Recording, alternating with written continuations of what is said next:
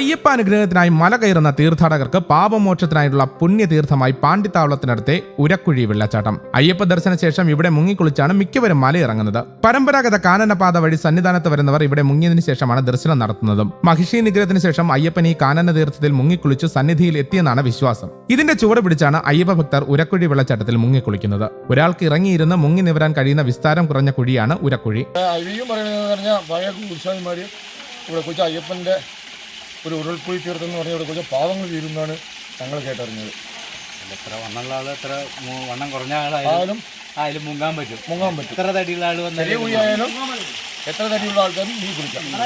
കുട്ടികൾ മുങ്ങാനുള്ള സ്ഥലമുള്ളത് ആരായാലും മുങ്ങി കുളിക്കാം.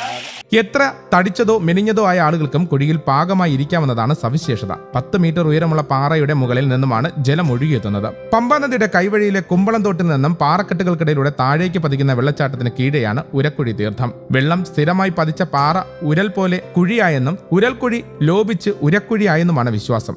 ഒരു സമയം ഒരാൾക്ക് മാത്രമാണ് ഇവിടെ മുങ്ങിക്കുളിക്കാൻ കഴിയുക.